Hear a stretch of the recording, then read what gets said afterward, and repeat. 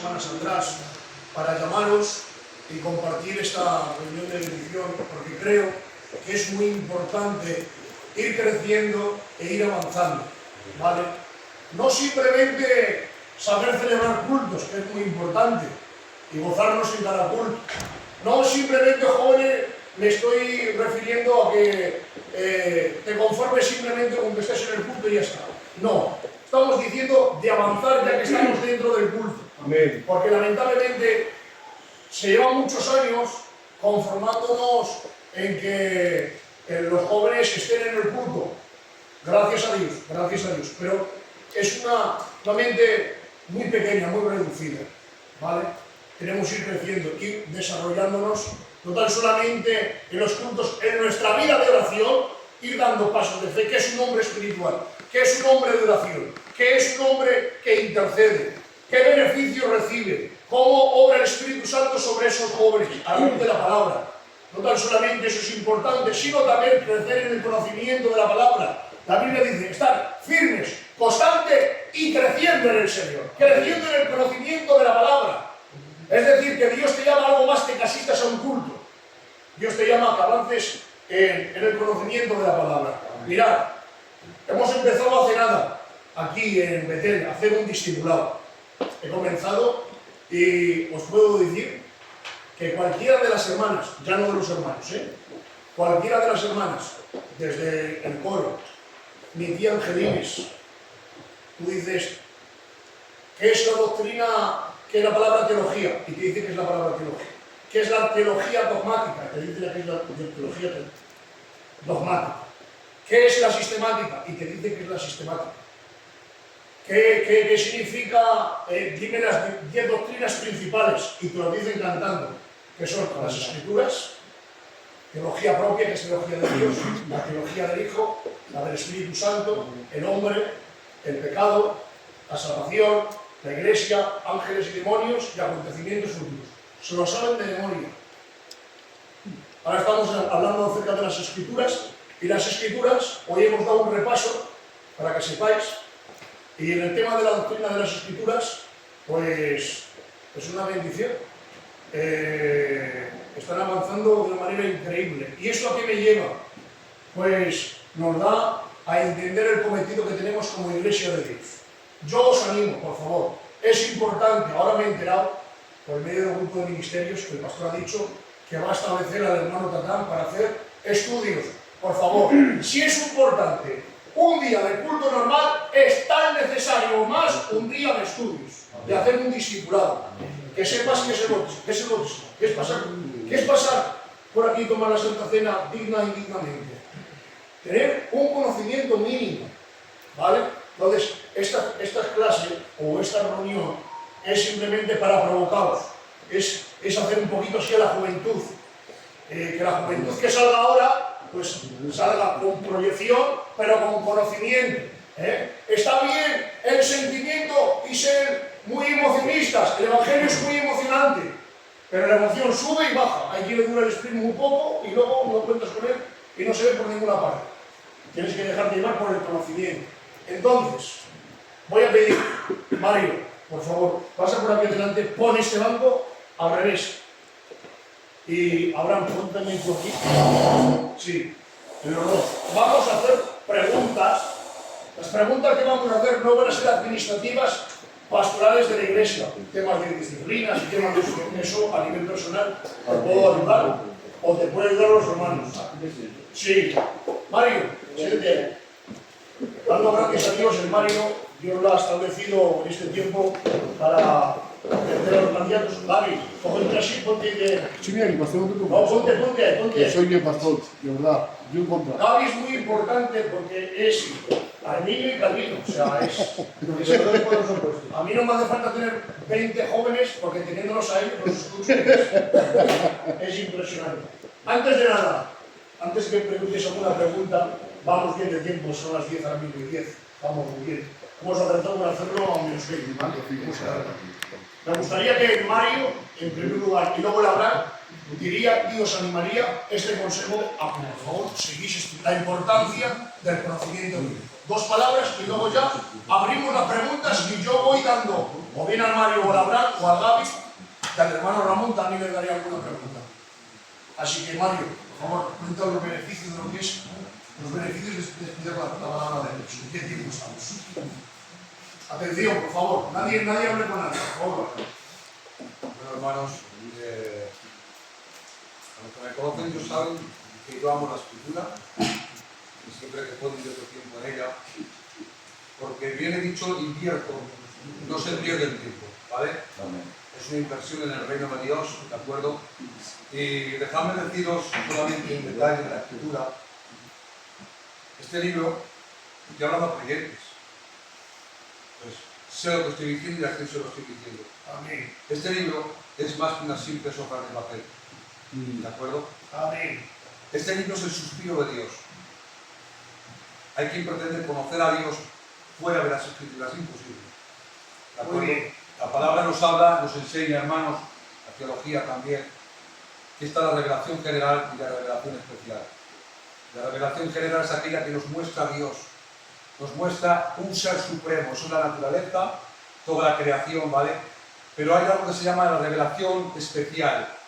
Y la revelación especial Muy bien. no nos muestra al ser supremo que exista, no nos muestra una mera existencia de un ser supremo, ¿verdad? Un ser divino, sino nos muestra quién es y qué quiere. Muy bien. Y este libro yo le digo que es la carta de amor divina, la carta de Dios para la tierra.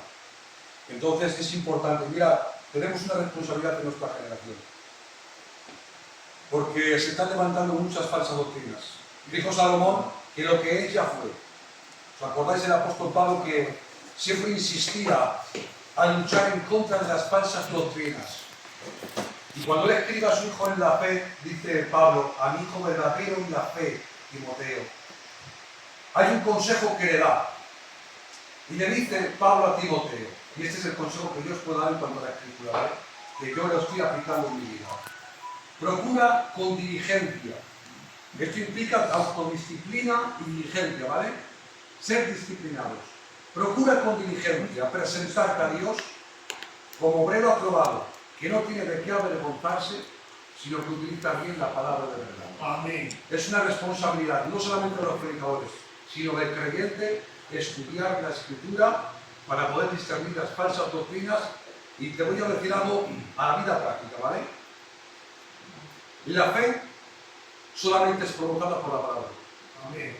Ni metafísicas, ni ideas extrañas, ni el mundo de las ideas, ni yo creo, no. La fe viene por el oír, y el oír la palabra de Dios. Muy bien. Por lo tanto, la fe solo puede nacer de la palabra. Cuanto más conocimiento tengas de la palabra, más será abierta la puerta de la fe para tu vida y tendrás una vida fluida en el Espíritu y en el nombre del Señor. Amén. Muy bien, precioso. Adelante, hermano.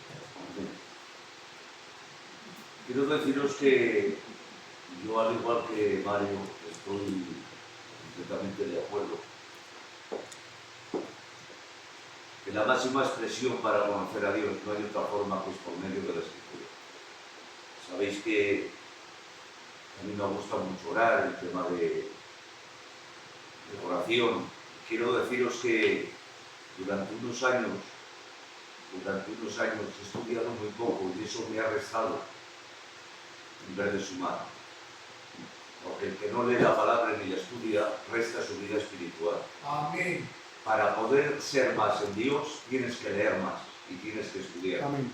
De hecho, llevo un tiempo, bastante tiempo ya, que intento inclinarme más a la lectura, porque de nada te sirve tener mucha fuerza si no tienes dirección.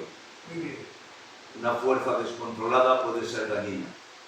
Una fuerza bien controlada puede ser buena para la ayuda, para establecer cosas. Y la forma de conocer a Dios es por medio de la Escritura.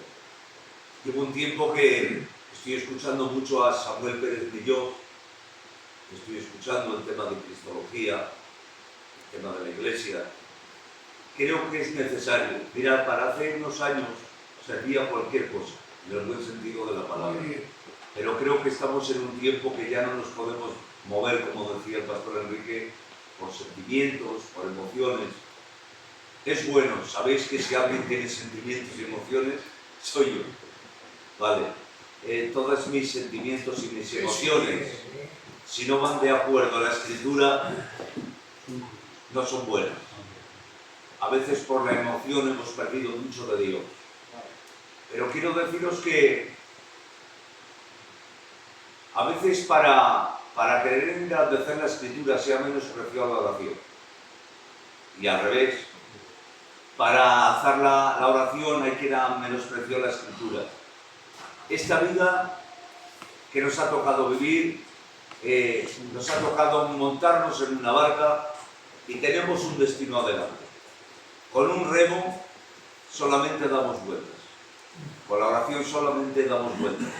Cogemos la oración, cogemos la palabra y remamos con fuerza, llegamos al destino que Dios tiene marcado en el nombre del Señor. Amén. A estudiar y a orar.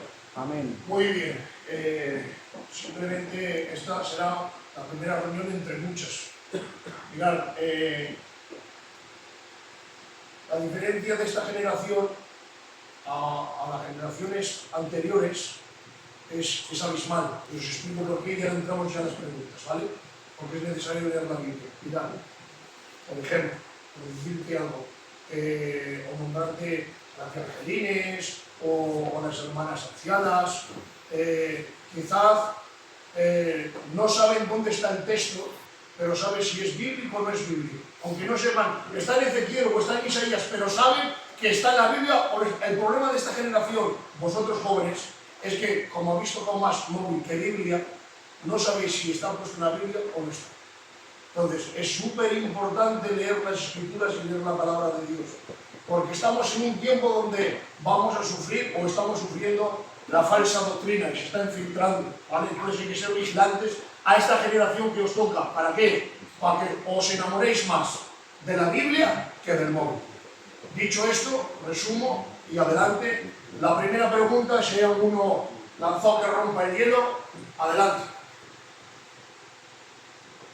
Venga. Yo tengo, Que no son difíciles. yo tengo. Es que os ha predicado mirando el estanque del Siloé.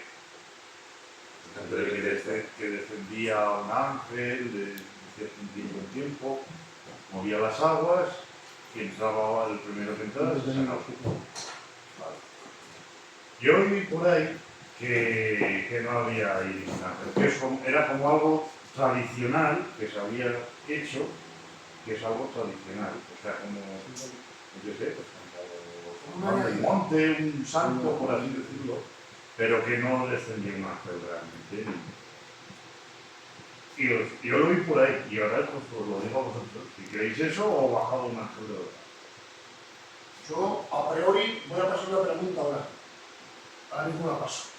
Yo, a priori, en ese tema hay que ser muy prudente, porque hay una línea muy delgada y hay algo que sí que puede haber locuras y hay diferentes escuelas, pero bajo mi punto de vista, para no turbar la fe de nadie respecto a la Biblia, en que se puede añadir o quitar, yo doy mi punto de vista, ¿vale? La Biblia es infalible, quiere decir que no contiene errores.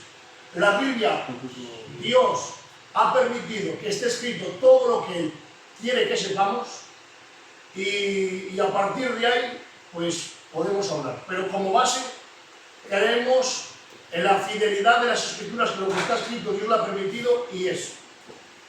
Que Adán es una leyenda egipcia, que no es una leyenda egipcia. Podemos hablar y podemos...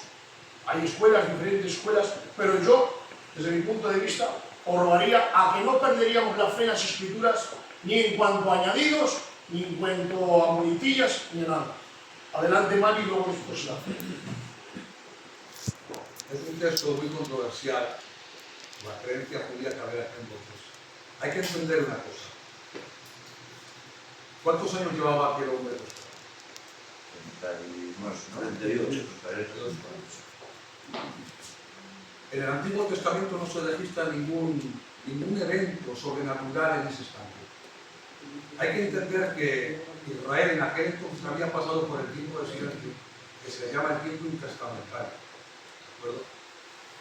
A diferencia de nuestro canon bíblico, ¿vale? Los judíos tienen otro tipo de canon. Ellos tienen la Tanakh, que es el Antiguo Testamento, y los proféticos, la ley, ¿de acuerdo? y los reyes. Entonces, ellos han añadido a su canon libros que nosotros entendemos como apócrifos. Te voy a explicar. El libro de Enoch, por ejemplo, diferentes libros. El libro de Enoch lo tienen ellos. Ellos lo tienen asumido. O sea, Ellos lo reciben como revelación. Y algunos más, ¿de acuerdo? Como por ejemplo, cita, no sé si era el libro de Josué, dice, y estas historias no están escritas en el libro de Haser.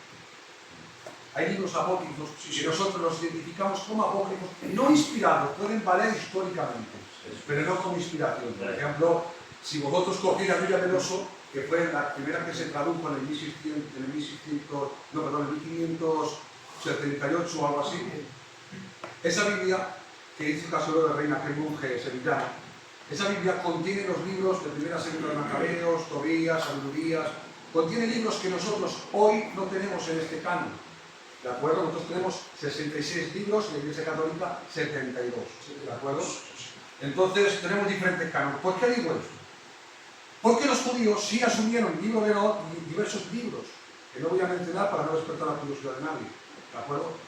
Ese relato, esa creencia, era una leyenda judía que habían creído conforme a los libros que recibieron ellos. ¿Por qué?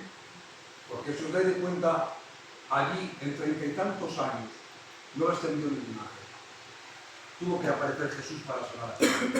Y no hay registro en el Antiguo Testamento que nos cuente la historia de alguna de las sanidades posibles por alguna. o sea, que el que se metía primero no se sanaba. Sí que decían que se movían las aguas según la historia, Sí, que podía ser por el descenso del caudal, y sí que dicen que ese caudal, ese canal por donde descendía el agua, procedía de una tierra arcillosa roja. Entonces, cuando bajaba con fuerza, no solamente se movían las aguas, empezaba a burbujear, sino que se teñía en rojo. Pero era por la fuerza de la naturaleza y la tierra roja que había. Ya, entendido. Pero la palabra es ignorante y falsa. Muy bien. Ahora, si eso añadir más. Sí, no solamente añadir que hay cosas que están escritas, como bien decía el pastor Enrique, que no podemos estar mirando qué dice el original, es enredarse mucho. Cuando dice que un ángel descendía de tiempo en tiempo, no se puede ni asegurar, pero tampoco se puede decir que no existió. La Biblia dice que el que se metía al estanque quedaba seco. Y la Biblia es muy clara en cuanto a esto. Es verdad que luego depende de las interpretaciones, pero lo que está escrito está escrito. Un ángel descendía de tiempo en tiempo. Es más, le pregunta, ¿quieres ser sano? Dices, ¿qué para cuando yo voy? Otro se ha metido y se ha sanado. Está diciendo que había gente que posiblemente había sido sana. Y él había sido, hacía fuerza para llegar, pero otro se metía antes. Según lo que da a entender este relato bíblico. ¿Qué es verdad? ¿Qué no es verdad? Hay que ceñirse a la palabra. Yo para mí, en este caso, son casos excepcionales. Pero mira, el que ha leído un poco, lo nota raro. Que baje un ángel, descienda, no guarda un orden, no sé. Te choca. Un ángel descendió para fortalecer a Jesús. Sí. Hay cosas extrañas, hay cosas que salen, hay cosas que no. Remato lo que dice la Abraham con que no habléis más de lo que no Eso es muy importante. Vamos a utilizar el comentario de Marco Henry, por favor. David, da tu versión. Bueno, hermano, mirad, esta pregunta tiene muchos años y el debate se creó, pastor, porque claro, entender que parece injusto que descienda un ángel, que haya 10 personas necesitadas y que solo se sale uno, la gente empezó a interpretar pues que quizá no era un ángel, incluso llegaron a decir que era un demonio. Entonces empezaron a decir fuertemente que era un demonio el que hacía ese milagro, porque el milagro ocurría. La diferencia es, pastor, que en el original, como bien decía el hermano Abraham, el original dice un ángel del Señor descendía. En el original Abraham, el texto dice un ángel del Señor descendía. Entonces, creo firmemente que era un ángel, que era Dios el que lo promovía. La forma y el método, pastor, que sea una pregracia, el cual, como bien decía el Mario, que estamos que estamos en el tiempo del silencio de Dios, y que Dios manifestaría descendiendo una migaja de vez en cuando para crear una esperanza en Israel, o el por qué, no lo puedo entender. Yo doy a entender que es una gracia que, como muchas veces ha hecho, dice, ¿por qué no has hecho milagros aquí? Dice, para que en el día del juicio no les he contado. Entonces creo que hay una gracia en que Dios descendía para una concreta gente y una enseñanza para hoy a nosotros que lo necesitamos, porque la Biblia es inspirada y tiene poder para aquellos y para nosotros. Y creo que es una enseñanza para nosotros en muchas ocasiones, porque yo he predicado mucho de ese texto. Y creo que es un ángel del Señor, pastor, mi opinión. No, que está bien, si es que está muy bien con lo que habéis compartido, estamos trayendo el trasfondo histórico a nivel cultural, como lo ha traído el Mari. Eso es. Y claro, sin alejarnos jamás nunca de la Biblia, que es lo que expresa, ¿me entiendes? Entonces, Sí, hay que entender, hermanos, lo que se le llama el tiempo del silencio. Realmente Dios nunca ha guardado silencio. Amén. Se le llama los 400 Es que no sé lo que va a hacer. años de silencio. Que no sé lo que va a hacer, si lo va a subir o no. Oficial, transmitiendo el mensaje de Dios, pero sí había profetas. Recordad, hermanos, que cuando nace Jesús y es llevado al templo, allí había un hombre, si no recuerdo mal, se llama Simeón, que le había sido revelado que iban a hacer el Mesías y sus ojos lo iban a ver. Y había una mujer llamada Ana, viuda de 80 y no sé cuántos años, que le dijo el Señor también que iba a ver al Mesías, al Salvador. Por lo tanto, había revelación. A Zacarías se le apareció el ángel también, estando en el santuario. Entonces, no, como ha dicho el pastor Abraham, no somos nadie para negar ni para sumar. La película, el narrador, el escritor, el evangelista, cita esa historia. Luego sí que hoy día, como os he dicho antes, hay que estudiar la palabra. ¿Por qué? Porque hay hoy día mucha diversidad de conocimientos y hay que escribir cuáles son los correctos y cuáles no. ¿De acuerdo? Porque os voy a decir una cosa, hermanos. Hay otra escuela, otra teoría, que dice incluso que es un texto espurio, que eso no aparece en los originales. El relato del ángel no aparece en los originales. Entonces, tenemos que aprender a privar porque el enemigo se ha levantado, hermanos, con mucha fuerza para desacreditar la escritura. Porque si tú ahora dudas y dices, ese texto es espurio, no está escrito en el original, que aparecía un ángel, por lo tanto nos abre una puerta a creer que hay muchos textos más en la escritura que no estaban en los originales. Y eso va a debilitar nuestra fe en creer que esto es la santa palabra de Dios y que no podemos confiar nuestra vida a algo donde hay errores. No, la Biblia es infalible e inerrante y se acabó. ¿Vale? Pues todo hay que estudiar, pero siempre esta es la que pone la última palabra. ¿Vale? es muy buena pregunta, Alejandro, noblemente, porque es que esa pregunta es de alta técnica, porque hay mucho que hablar ahí, ¿entiendes? Que sí, que está, que hay varias, hay dos opiniones. Sí, no, Hay dos opiniones, las dos son válidas. se puede profundizar y podemos tirarnos, puede costar una noche entera, Ya. trayendo directamente lo que es. Ahora, vamos a quedarnos en eso, que la Biblia es infalible, sin error, legítima, y que toda escritura es plenaria. ¿Sabes lo que significa plenaria? La palabra plenaria es que dice en Timoteo 3:16 que toda la escritura es inspirada por Dios, no solamente una parte. Por ejemplo, por decirle algo, Adán y Eva, según mucha gente dice que es una leyenda egipcia para ilustrar cómo fue el principio. Y lo creen legítimamente, incluso para judíos. Creo que algunos creen eso, ¿me entiendes? Yo creo la Biblia que junto lo que dice, como está escrito, ¿me entiendes? Entonces, sin más, preciosa la pregunta y muy bien contestadas, nos han enriquecido trayendo pues, esas contestaciones muy acertadas, enriquecedoras. Adelante con más preguntas. Venga, no cortes, que estamos para disfrutar. No os apuntéis. Venga, Ismael, adelante, que te veo ahí con un tío. Venga, sal. ¿Por qué los príncipes filisteos desaprobaron la presencia de David en el ejército de Aquis?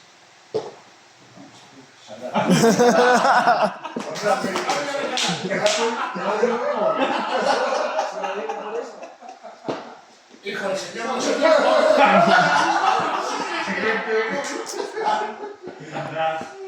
Hasta el Señor. No, Muy fácil, cariño, pues era porque toda la vida David había sido contrario de los filisteos Sí. y no lo querían tener junto, no vaya a ser que se rebelase y volviera a pelear con No Israel. se fiaban. No se fiaban. Estaba en su terreno, Sí. estaba en el terreno y sabía que tenía mucho avance. Eso es. Porque la fama tenía que habían vencido a Goliat. Habían vencido al más poderoso de aquella tierra. Y cuando se vuelva, más se estaba haciendo loco, dice, como le queda arrebato por un... Por más vale el abierto de Almitas. Eso es. Hay una pregunta que muchas veces hemos debatido con el Ramón, con Xavi. Es un poco tonta la pregunta, pero me intriga. Si es cuando subamos al cielo, Sí. yo conoceré al Cristian, ¿no? Como lo conozco. Aquí, pero arriba, ¿cómo lo voy a conocer? ¿Voy a tener recuerdos de lo que yo he tenido con él en la tierra o no?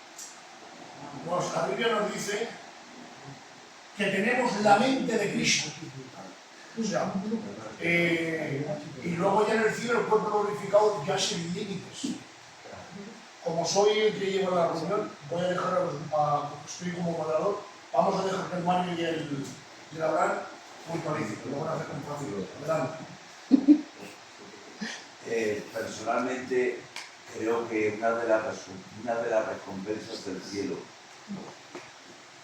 va a haber un Punto montón dice, de ¿no? recompensas por trabajo, por inclinación de corazón, por intenciones, O si no coge. porque ¿Tú nunca qué? os olvidéis O si no coge de la silla, ponte la que aún las intenciones las paga Dios. ¿Os acordáis? Hay un pasaje que tengo que citar para luego volver. ¿Os acordáis un pasaje que dice, cuando una mujer, cuando un hombre adultera, dice, yo os digo que solamente si mire y codicia, eso es suficiente y tendrá su pago por ello? Pues bueno, las intenciones buenas van a ser recompensadas en el cielo. Cuando Dios es capaz de castigar a las intenciones malas, las intenciones buenas también van a ser recompensadas. Va a haber un montón de beneficios en el cielo, pero creo que una de las recompensas más bonitas, para mi punto de vista, es que vamos a reconocernos. Dice la palabra de Dios que entonces conoceremos como fuimos conocidos. Dice la palabra de Dios que llegaremos a tener una mente como la de Cristo. Exactamente, es eso. No ¿Pero es, solamente los buenos recuerdos o los malos no? ahí no me puedo meter porque no hay nada escrito de ello, pero te puedo decir que el cielo es un sitio exento de dolor, de sufrimiento. Y si yo logra más memoria A eso me refiero. Ahí, Sí, sí, sí, está en texto. O sea, lo negativo no entra. No habrá más memoria. No habrá, eso es. Pues deben tener buenos recuerdos de él, siempre. Incluso Pero los malos no. hay un pasaje que hemos citado mucho todos los predicadores, cuando citamos no sois encercáis como los que no tienen esperanza. Si eso destruye de alguna manera la doctrina o el intento de doctrina de que en el cielo no nos conoceremos, cuando les empieza a decir no sois encercáis como los que tienen esperanza, porque Cristo traerá a los que pueden. Habla de una reunión especial, de estar con ellos, de conocerlos. ¿Qué puedo decir yo? Nadie puede decir. Yo lo que entiendo, hermanos, que el obrar de Dios es perfecto. ¿De acuerdo? Partiendo de esta premisa, la perfección de Dios. Y Dios tiene un poder ilimitado. Nosotros no podemos asociar los malos recuerdos en el cielo cuando allí es la pura armonía, ¿verdad? Gozo, juventud, la felicidad, ¿no? Lo que nosotros los humanos llamamos como felicidad. Pero si decimos que Dios tiene que suprimir o eliminar de nosotros los malos recuerdos de la tierra para poder ser felices, estamos limitando el poder de Dios. Amén. El poder de Dios va más allá de nuestra mente. Yo lo que pienso es que Dios elevará nuestro estado espiritual a un clima tan alto que aun recordando las pesadumbres de la tierra, podremos seguir siendo gozosos y felices. Amén. Así. ¿Tengo Biblia? Tengo Biblia. ¿Os acordáis del capítulo 16 del libro de Lucas cuando Jesús habla del rico y Lázaro? No es una parábola. Los adventistas y otras sectas dicen que es parábola, pero esto es un hecho real que va a ser lógica para afirmarlo, ¿vale? Hay una conversación, fijaros yo, entre el rico y Abraham, ¿de acuerdo? El rico y Abraham. El rico, que está en el infierno, claro, esto es más fácil de concebir. Él tiene recuerdo de que la tierra tiene a sus hermanos. Envía. Envía a Lázaro, que abra a mis hermanos para que no estén donde yo estoy. ¿Y cuál es lo que le dice? ¿Cuál es la respuesta de Abraham? A Moisés y a la ley tiene, a los profetas tiene. Pero sigue diciendo Abraham, fijaros, Entonces, él dando voces, dijo: Padre Abraham, ten misericordia de mí y envía a Lázaro para que moje la punta de sus dedos en el agua y refresque mi lengua, porque estoy atormentado en esta llama, que era enterrar. Pero Abraham le dijo: Hijo, acuérdate, eso se lo dije al condenado, que recibiste tus bienes en tu vida y Lázaro también sus males. Pero ahora este es consolado y tú atormentado. Vale, hermano Mario, pero se lo están diciendo atormentado, sí, pero es que Abraham está en el paraíso. Y Abraham reconoce que Lázaro, que está en su pecho, en el costado, porque cuando dice la escritura que puede llevar la seno de Abraham, está haciendo referencia a que el ángel que lo trajo de la tierra al paraíso lo recostó como recompensa en el pecho de Abraham, porque es un gran honor estar cerca del gran patriarca. Entonces, Señor, recuérdate que tú en la tierra tuviste tus bienes y Lázaro sus males. Son conscientes de las vicisitudes y de los tormentos de la vida de la tierra. Por eso dice, ellos recuerdan que tuviste tus bienes en sus manos. Pero es lo que he dicho antes, que el poder de Dios va más allá de nuestra imaginación. Ya un Dios consiente en nosotros que recordamos los males, pero que alcancemos el gozo y sombra del reino. ¿Vale? Pues Dios no es un ser que necesita, no es un neurocientífico o un neurocirujano que necesita extirpar de nuestro cerebro los malos recuerdos para que podamos alcanzar un gozo pleno. Él los mantiene porque respeta y van con la identidad del ser humano. Pero te lleva a un estado de espiritualidad que vas a tener gozo pleno. Porque eso no lo provoca nuestro conocimiento, lo provoca el Espíritu Santo en nuestro gusto. Mira, de tal manera, y ya pasamos a otra pregunta, que ya no en el cielo, sino cuando estamos en el Cairo de Dios, que es en Juan capítulo 17, que creo que es el monte de la transfiguración, no está un poco glorificado los discípulos, sin embargo, saben distinguir que era Moisés y que era Elías. O sea, cuando habitas dentro de la gloria de Dios, claro, habrá el conocimiento pleno de Dios. Y respecto a que se olvidará, cuando dice se olvidará, no habrá muerte, dice Apocalipsis, en el 20 o el 21, ni llanto, ni clamor, ni dolor. O sea, en esas cuatro puede reflejar lo negativo, ni muerte, ni llanto, ni dolor, ni clamor. O sea, hablando de las cosas negativas, porque si no, si yo tendría conciencia de que un hermano mío estaría que se ha quedado, pues claro, el cielo estaría desesperado, ¿me entiendes?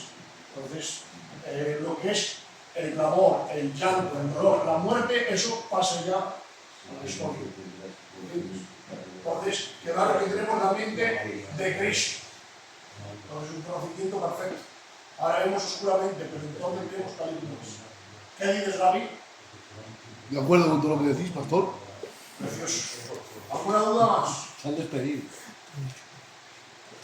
Yo tengo una pregunta. Venga, adelante. Relacionado a esto, ¿qué pasará con los profetas del Antiguo Testamento cuando sea la segunda venida? ¿Qué pasará? ¿A qué te refieres? En cuanto a resucitar, ¿Que cuándo resucitarán? sí, ¿resucitarán con el Señor o qué pasará con ellos? Cuando te refieres cuando resucitan con el Señor, ¿te refieres en el arrebatamiento con nosotros? Eso ¿O es. resucitan en otra resurrección? Eso es, en eso es. Venga, adelante. Gaby, ¿quieres que... Mario. ¿Eh? Ese tema se da bien al Mario. Venga, Vale. pues, Pues utilizando, siendo técnicos, lo que tú has dicho lo has decidido hacer. Porque has mencionado la segunda venida de los profetas del Antiguo Testamento. Si somos dispensacionalistas, el problema es que has confundido el rapto con la segunda venida. Sin embargo, lo has dicho bien. Porque si somos dispensacionalistas, lo que creemos es que la resurrección de los muertos tiene dos partidas. Solo hay una resurrección para vida y otra para muerte. ¿De acuerdo? En la primera para vida tiene dos partidas. Se completan dos tiempos, se manifiestan dos tiempos para la persona. Una es en el rapto de la iglesia, que es previa a la segunda venida, y la segunda es en la segunda venida, ¿vale? La segunda parte. Vale. En la primera parte, en el rapto de la Iglesia, ¿quién resucita? Siendo dispensacionalistas y siendo muy minuciosos con el texto, de Pablo dice, los muertos en Cristo.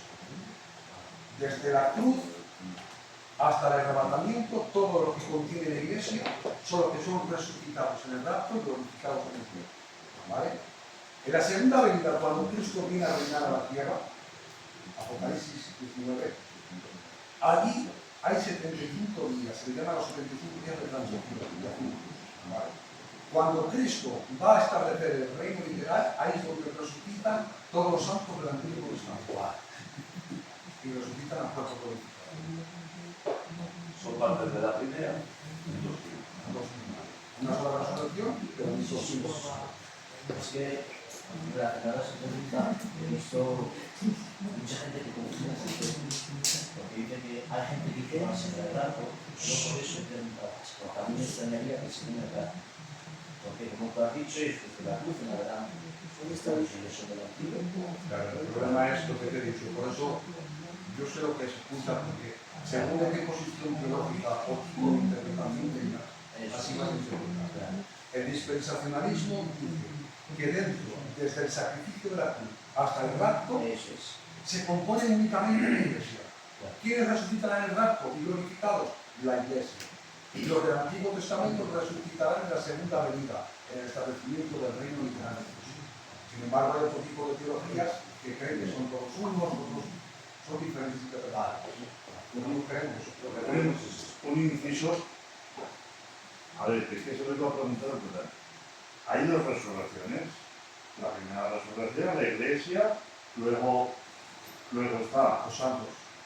los de al principio del milenio, que resucitan los de Israel, y el juicio del gran trono blanco. Son dos resurrecciones. Son dos. Es lo que he dicho. La primera resurrección es para vida. Y la segunda, que está todo blanco. Está en dos partes. Son dos bloques. Son no dos bloques. son- La segunda resurrección es esa, la del juicio, Del gran trono blanco. que es para condenación. Ahí no hay salvación. Ya, sí. Pero que es que está, o sea, te pones tres resurrecciones y hay un lío ahí tremendo con lo de los que creen a los amineladistas. Los de la teología del pacto, Sí. los proselíticos, son los que no consiguen conciliar los tiempos de resurrecciones. Pero Los son, del pacto creen en una sola resurrección. claro, Para vida. para la vida. En la segunda venida. Y luego la segunda resurrección, que es para muerte, es en el juicio de esas instituciones. O sea, resurrección de la Iglesia y resurrección de los santos del Antiguo Testamento se considera una. Solo esta primera de Corintios capítulo 15, yo subido que lo leéis. De ahí lo pone de seguido. Y ponen en orden, primero Cristo, en la primicia, y luego los que son de Cristo y después de esto el fin. Porque me lo voy a preguntar, ¿verdad? Hay tres. Es un bloque de dos. Es un bloque, digamos que es una resurrección compuesta en dos partes. Es un libro, pero el libro es tan grande que se hacen dos tomos. Ya. Pero es un mismo tema. Y si la cruz es retrospectiva, ¿por qué no resucitan dos ahora? ¿Por qué os agarráis al término, para mí en Cristo, creo que la cruz es retrospectiva, que lo mismo abarca pasado, presente y futuro? En cuanto dice Corintios, ni judío ni gentil, Dios ha roto la pared intermedia. Entonces, Pero pastor, en cuanto a salvación es una cosa y otra cosa en cuanto a plan y propósito. Hay que marcar diferencia. ¿pero por qué va a hacer diferencia de los santos del Antiguo Testamento a los nuevos? Porque Dios determinó un plan y un propósito determinado a Abraham, que le dio Pero las promesas. en base, pastor, al texto que acabáis de citar, ¿no? Porque vosotros Sí, claro. vosotros agarráis al texto que acabáis de citar, a los muertos en Cristo. Los muertos en Cristo. Pero yo entiendo un concepto teológico que tiene el apóstol Pablo mucho más amplio que nosotros, que entiende que es retrospectiva, y no entiendo por qué tenéis que hacer una resurrección que realmente son dos, porque si no resucitan el mismo día, son 2 días diferentes de la resurrección. Entonces puedo contar 2 resurrecciones, no una. Te hago una pregunta. ¿Tú crees que el plan y el propósito pues, es lo mismo Israel que la Iglesia? Eh, Es que para nosotros tenemos que diferenciarlo, para Dios Para Dios solo hay un plan, pastor. En cuanto a la salvación, no. En cuanto a la salvación, dicho está, ni judío, ni gentil, ni mujer, ni grande, ni pequeño. Pues ya está. Entonces, tienes un problema con el milenio ahí. ¿Tú crees en el milenio, literal? Claro que creo en el milenio. ¿Y el milenio para qué es? El milenio. Para cumplir las promesas de Israel. Bueno, a ver, si nos ponemos tiquismiquis Claro, doctrinalmente, es que si no el hay- milenio es un texto. Si no hay diferenciación de iglesia a Israel, Claro. Vale. Iglesia. Vale, pero te voy a hacer. Venga, entonces te voy a tirar el milenio para atrás. sí. Solo para que me lo rebatas, ¿eh? Yo creo en el milenio, según establecen los teólogos, tiene que haber 3 textos para afirmar algo. ¿No es así, pastor? Vale, escúchame. El texto del milenio, escúchame, solo aparece en un texto. Solo aparece en un texto. Bueno, hay todo el Antiguo Testamento, No, no, ¿Sabes? solo aparece. todo el Antiguo Testamento Quiero que me lo es definas. el milenio. Tú Isaías, 41. Ezequiel, todo habla del milenio. El ¿Qué motivo- pasa con esas promesas? Las promesas hacia quién son. Para Israel. Israel, Claro, ya está. se tienen que cumplir. Claro que se tiene que cumplir. Se tendrá que sentar. Se tendrán una. O sea, no hay 3, hay media Biblia. ¿Eh? Está claro que soy el pastor, estoy claro que soy baptista y el otro lo mismo. Que tú digas que hay un texto del milenio. Una cosa es que lo mencione enfáticamente y otra cosa es insinuosamente a resolver. Trinidad tampoco está. Todo el Antiguo Testamento, todas las profecías de la profecía apuntan al milenio. Claro. Todas. El león pacerá con el cordero, la serpiente un paraíso. Todo eso está hablando del milenio, del reino literal de Dios. Y es más, fíjate hasta dónde llega. Como incluso entrando en la eternidad, a lo que se le ha prometido a Israel es la tierra. Por eso hay un cielo nuevo. Tierra nueva, que está claro, pastor. ¿El cielo es para nosotros? No, Alma de misa. no. La tierra es para nosotros. Es que una cosa. Tira esta. Que el favorito a dar luz. No tira, pero si le hemos hablado, tira. Tira. Una cosa es. ¿Dónde vamos a estar en la eternidad, Pastor Mario? Venga, yo te hacer una pregunta. Una cosa es esto que tú has mencionado, por la versión castellana, tú has dicho que era los efectos de la consumación. Sí, es decir, eso Es indiscutible. Y otra cosa es que dentro del plan de la salvación se gestione de diferente manera a un grupo, un colectivo y a otro, a la iglesia. Porque el plan con Israel está paralizado. Está paralizado. Porque cuando rechazaron al heraldo del rey, que es Juan Bautista, ya ahí comenzaron a rechazarlo. El plan del reino de Dios a Israel. Y luego el rey. Y claro, entonces Dios ahí paralizó el plan del reino literal con Israel. Y ahora estamos en el tiempo de los gentiles. Ese texto de parte. El tiempo de los gentiles. Israel está gobernada por gentiles. Entonces, son 2 administraciones o planes distintos, aunque al final están unidos. Al final del todo están unidos, que es la salvación de las naciones, nada más. Precioso. Si tú desembocas ya directamente en la Nueva Jerusalén y hablas de la nueva ciudad, hablas de las puertas y hablas de los cimientos, y ahí es una acabación. Pero hoy en la actualidad no. Son programas diferentes. Entonces no vamos a vivir en el cielo. Antes de hablar. Te han querido engañar toda la vida. ¿Qué es lo que querías? Falta lucha, pero ¿Qué querías engañar aquí?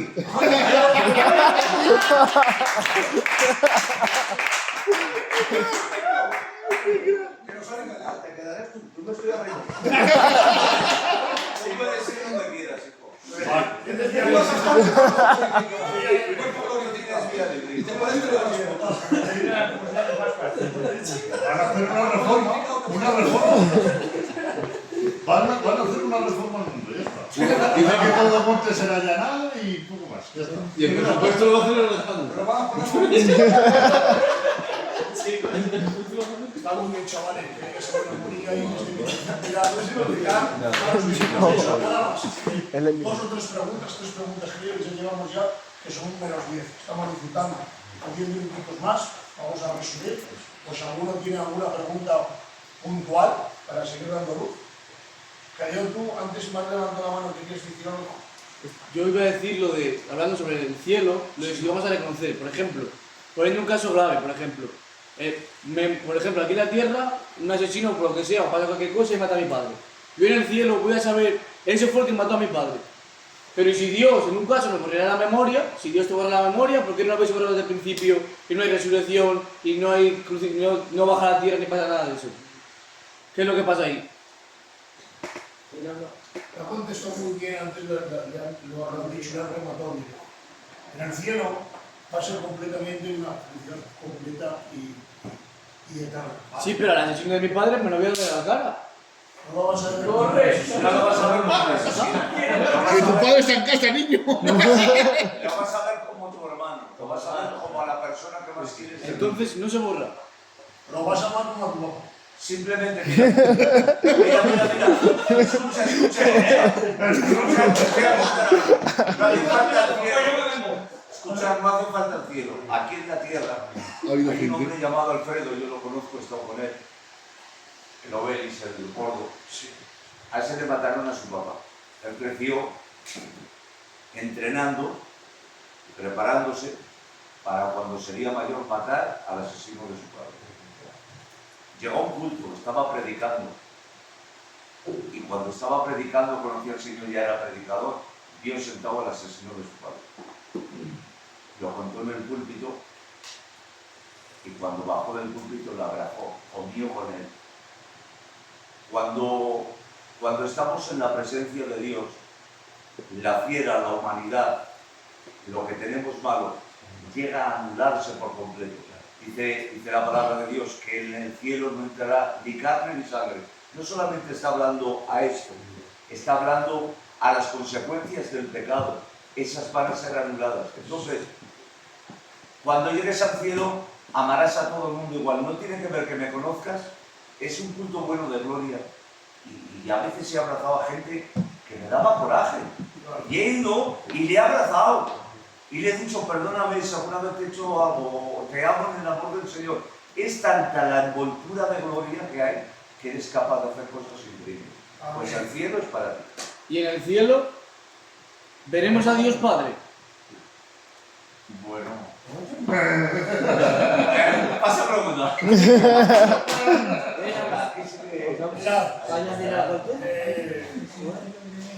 Simplemente vamos rematando la reunión porque creo que es muy aprovechoso esta reunión. Venga. Es muy constructiva, ¿vale? Y mirad lo que Jesús dijo. Se nota del joven que lee al que no lee, se nota barbaridad. ¿Por qué? Porque un hombre o un joven que lee, pues un hombre que pregunta. Y el que pregunta para saber más. No hay mayor poder en la tierra que un hombre con información. Un hombre formado es un hombre con opinión. Un hombre sin información es un hombre sin opinión. Entonces, no hay mejor cosa que enriquecernos con la palabra del Señor. Os agradezco grandemente vuestro esfuerzo, vuestra colaboración, vuestra participación, a Abraham, a Ramón y a todos vosotros que estéis aquí presentes. Hemos gozado, hemos disfrutado y esto, pues, lo mismo que vosotros habéis venido hoy, otro día, pues también os acercaremos cualquiera de nosotros a compartir con vosotros cualquier otra área y a disfrutarnos porque no somos 4 iglesias, somos la iglesia de Miranda. ¿Vale? Nos ponemos de pie, gracias al Señor y